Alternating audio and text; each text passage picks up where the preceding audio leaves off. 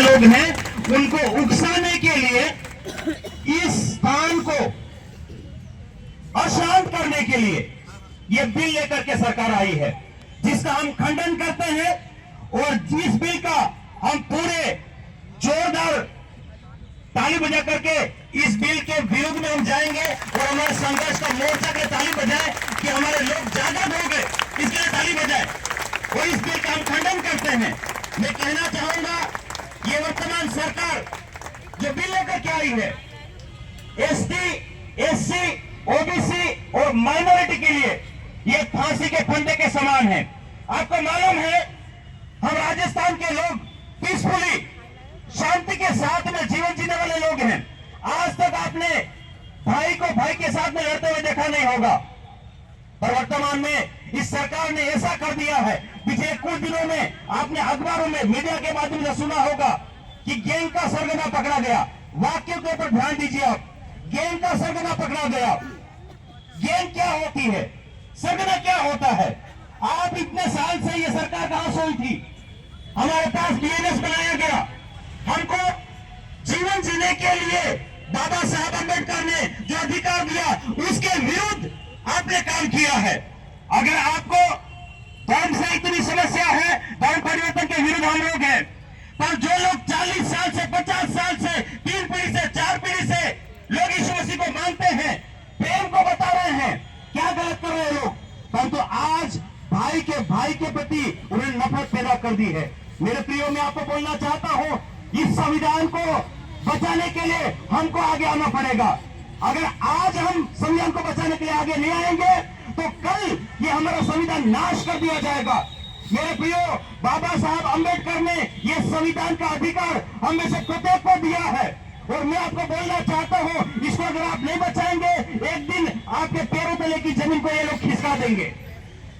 आज कई लोग यहां पर आना चाहिए थे, नहीं आए हैं, पर मैं आपको प्रोत्साहित करना चाहता हूं, हम में से एक एक व्यक्ति अगर 10 व्यक्तियों को इस संविधान की महत्वता के बारे में बताएंगे, उन लोगों को जागृत करेंगे और अगर आने वाले दिनों में ये सरकार अगर नहीं जीतेगी, इस बिल के ऊपर अगर ये कार्रवाई नहीं करेंगे, इस बिल को वापस नहीं लेंगे, इस बिल को अगर नहीं बदलेंगे, तो हम हो सकता है यहां विधानसभा को भी घेरेंगे, हो सकता है संसद को भी घेरेंगे। ये हिम्मत हमारे अंदर है, क्योंकि हम सब एकजुट हो जाएंगे, इस संविधान को बचा करके रहेंगे। अंतिम कड़ी के अंदर अभी हमें बहुत सारे वक्त है, आप जानते हैं ये बिल जो है इन्होंने बनाया है बिना सोचे समझे और बिना हाथ पांव के बनाया है, जिसके अंदर उन्होंने बोला कि एक व्यक्ति को अगर वो प्रार्थना कर रहा है, कहीं नमाज पढ़ रहा है, कहीं कुछ कर रहा है, रास्ते चलते हुआ व्यक्ति जो है किसी की भी शिकायत कर सकता है।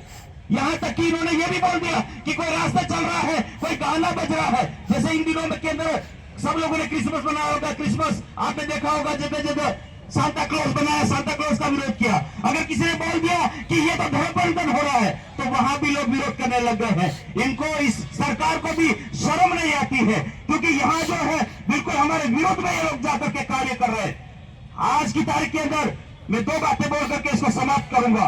पहली बात यह है, संविधान को बचाने के लिए हर एक व्यक्ति को, चाहे आप माइनॉरिटी है, चाहे आप एसटी है, एससी है, जनरल है, आप कोई भी है, जो लोग संविधान से प्रेम करते हैं, संविधान को बचाने के लिए आपको आवाज उठानी पड़ेगी और सामने आप आएंगे। ये मेरा आपसे आह्वान है। अंतिम क्षणों के अंदर मैं एक पंक्ति बोल करके अपनी बात को समाप्त करूंगा।